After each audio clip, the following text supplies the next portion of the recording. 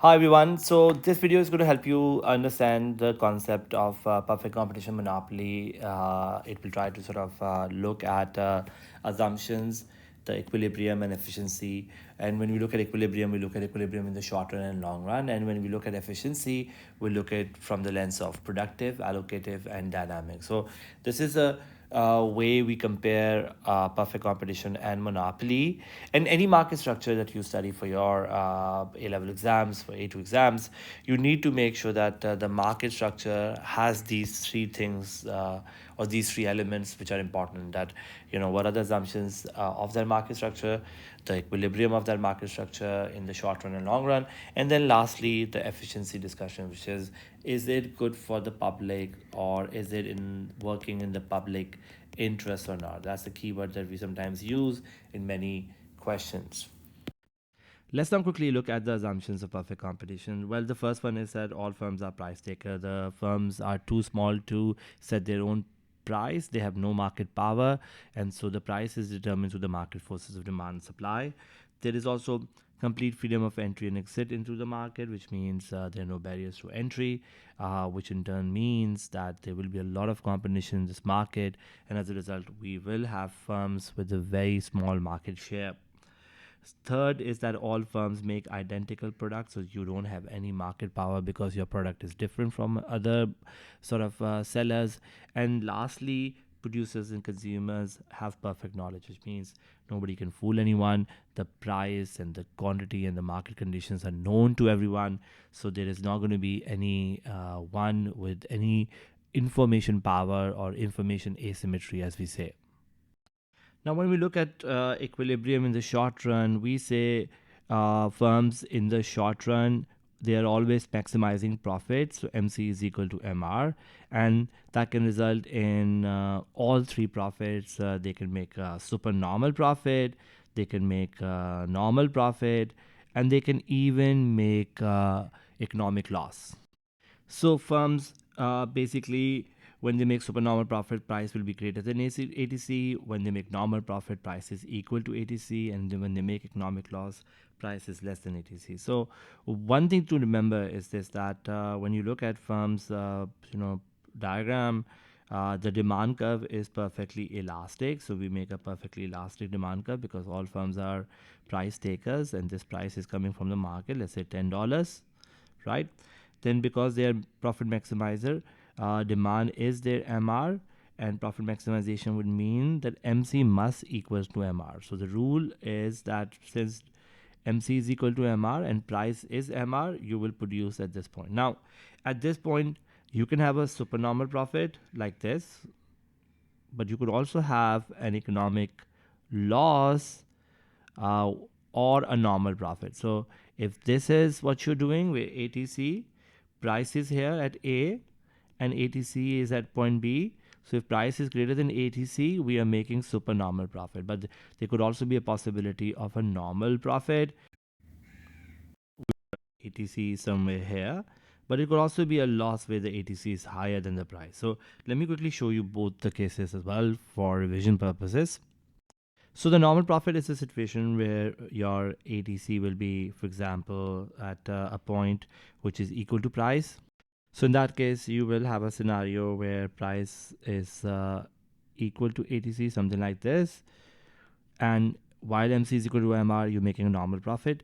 This is also similar to our long-term diagram, something which I'm going to talk about in a little while. So in the long run, firms are making normal profit in perfect competition. But when you look at the other scenario of a loss, you will make your ATC higher, something like this, where the firm is going to make a loss equal to this amount. So firms under perfect competition can make super normal profit, or economic loss, depending on the cost. And that's the first thing you need to understand. So all three profits are possible under perfect competition in the short run. In the long run, however, there will always be normal profit, something like this, where price is equal to ATC. And the reason is simple because when there is a profit or supernormal profit, there will be entry of new firms, and that entry of new firms will result in the market price to go down. Why? Because when your new firms enter, supply of the market goes to the right and the equilibrium price will fall. and then all firms will be making normal profit. Even if they were making supernormal profit, that will not be possible in the long run. On the other hand, if there is a loss, there will be exit of firms, and that exit of firms will result in basically price to go up, and all firms will again start to make normal profit where price will be equal to ATC. So supernormal profit can result in entry of firms in the long run, and economic loss can result in exit of firms. Now, when we look at efficiency, because efficiency is always looked at from the long term perspective, perfect competition is both productively efficient and allocatively efficient. And the reason is because when you look at productive efficiency simply means we produce at the lowest point of the ATC. And you can see that the productive efficiency is taking place here. As you can see, that the ATC is the lowest at this point, and this is the point where firms are making normal profit, but it's the lowest point of the ATC, and as a result, firms are making normal profit. But the most important thing to understand is that ATC's lowest point is where the equimargin principle holds true. But more important, you need to remember that this lowest point of the ATC is where productive efficiency happen. On the other hand, allocative efficiency happen where P equals to MC, and that's exactly the case with perfect competition, that this point A where MC is equal to MR, because their price is equal to MR. Under perfect competition, demand curve is price and MR. So because P equals to MR, then we'll see that the profit maximization, which is MC is equal to MR, happens where, because MR is price, where MC is equal to P or P is equal to MC. So they are both allocatively and productively efficient because they are making not only normal profit, but they're also efficient in that manner. What you do not see perfect competition to have is dynamic efficiency, which is basically the idea that are the firms innovating, or are the firms making products that are sort of meeting the consumer's need and so on.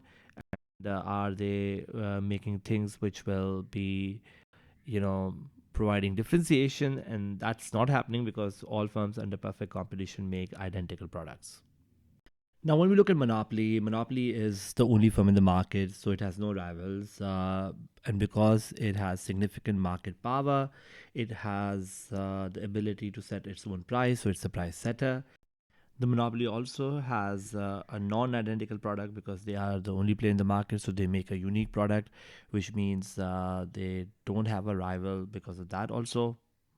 And because of strong barriers to entry and exit, the firm is able to remain a monopoly both in the short run and long run. So, under perfect competition, we had no barriers to entry, but here we have strong barriers to entry. As a result of this, when you look at profit maximization, which is where MC is equal to MR, the monopoly actually in the short run is able to make supernormal profit when they're trying to maximize their profit. But this profit can remain supernormal even in the long run. So under monopoly, when you look at the equilibrium, the demand curve is downward sloping because you are a price setter, and because of demand curve being downward sloping, MR is going to be below the demand curve. Now, demand curve is also your AR because demand curve is your price. So remember, total revenue divided by quantity is your AR, which means AR is equal to P times Q over Q. So simply AR is price. So in this market structure, demand curve is downward sloping and MR is below that. Now, if this is my marginal cost, then MC is equal to MR, or profit maximization happens at this Q1, and the price therefore will be P1. Now, guys, thing to remember is this, that this is where profit maximization is happening. Now, if the ATC is below the price, like something like this, if we draw that, ATC is below the price, then we will have a supernormal profit that will take place, and the supernormal profit is equal to this region here. Nothing to remember is that price is greater than ATC, we're making supernormal profit, but we could also make normal profit depending on how high or how low the ATC will be. Now, if this diagram has to be changed for long run, all we need to do is simply make this as long run marginal cost and long run average cost. So there is a possibility for monopoly to make supernormal profit both in the short run and in the long run. So that's something which is an important thing to understand. Now, what's the implication of this in terms of efficiency? Now, Clearly, firms under monopoly uh, may not be productively efficient because they don't produce at this point, which is the lowest point of the ATC. So, not productively efficient because they don't produce at the lowest point of the ATC. Why? Because they are trying to maximize profit. The profit maximization requires them to produce where MC is equal to MR and not the lowest point of ATC. Number one. Number two is that they are also not allocatively efficient because for allocative efficiency, P equals to MC, which means they should produce at this point. Let's call this point A. You should be producing at Q2 and the price should be P2. So you should be charging a lower price and also producing a higher quantity, and because you don't do that, you cause a deadweight loss. And how much is that deadweight loss? And that will be, for example, this region here will be your deadweight loss because of underproducing and overcharging. So we are not also under monopoly allocatively efficient. So I should write not allocatively efficient. Okay, and that's basically because the profit maximization is happening at MC is equal to MR and not P equals to MC. The third thing to remember is that they're also dynamically efficient, which means that because they are uh, sort of making a non-identical product, there will be also a possibility of them to be able to make differentiated products, and because they have a supernormal profit, there is a possibility for them to even invest in R&D. There's also a possibility of them to have economies of scale, all of which means that there will be a possibility of them to not only make supernormal profit but will be good for society because they will be doing innovation, and they will be making products which are going to be uh, good for consumers in the future. So to quickly conclude, when you look at perfect competition versus monopoly, you can clearly see monopoly has an ability to make supernormal profit in the long run because they have strong barriers to entry and there is no competition. The monopoly, because of which, can be not productively and allocatively efficient because their demand curve is downward sloping and therefore MC is equal to MR, doesn't allow them to be allocatively efficient, and also they do not produce at the lowest point of the ATC as compared to perfect competition, which is both allocatively and productively efficient. However, monopoly has a possibility of being dynamically efficient because they have the money, the profits, and they can invest in R&D, which is something that perfect competition cannot do because they don't have the willingness or the ability to be dynamically efficient because they make identical products and information is perfect. So these things will not allow them to do so.